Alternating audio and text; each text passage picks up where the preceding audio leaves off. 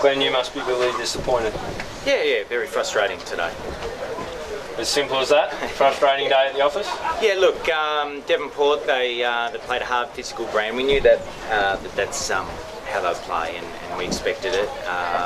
And good luck to them. You know, they defended in numbers when they were on top, and we just weren't very clever, losing it in dangerous positions.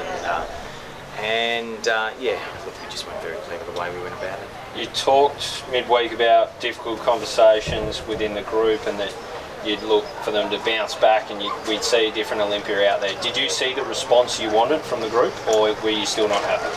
Well, I'm not happy, obviously, but I think there was a response.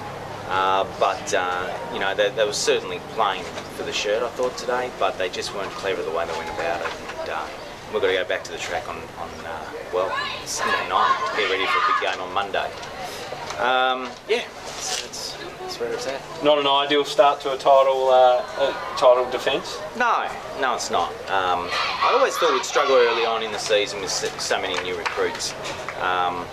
It wasn't as bad as what it was against South, but it was still pretty poor.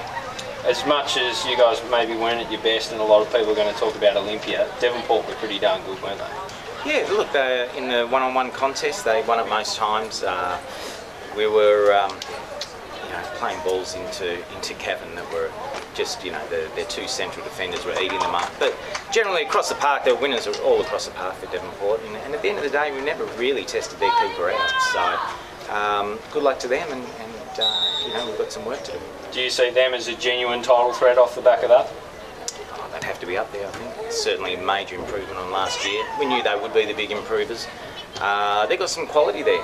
Braden, Joel, Dennehy. I mean, there's some very, very good players. So, look, they did well, and they wanted it more than us, I think. How do you go about picking up the pieces and going again on Monday, I guess, in the Cup? Well, we'll get together on Sunday and let the boys, we're going to go down and do a recovery now. And get them together on Sunday and work through it. But it's pretty plain to see what the problem is. Last year we were very good at two-touch football and playing it. That's very unprofessional.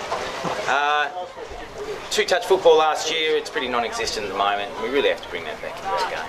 Anyone else? Your goalkeeping situation, when you started with Spiros, he got injured, and your import, the substitute, he had a back injury, didn't he? Yeah, that's correct. So that's why Pasquale didn't start today, because he had a back spasm last night.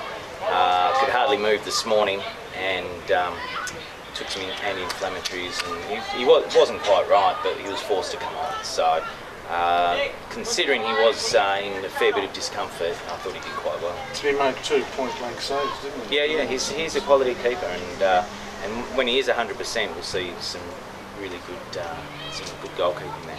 Does that create problems for Monday? Are they both? Well, Spiros is probably injured. Well, hopefully this will settle down for Pasquale. It looks like Spiro is going to be a little bit longer term. So certainly Paz is the one we're looking towards for Monday. You dominated possession for large periods of the game, and yet no result. No, that's correct.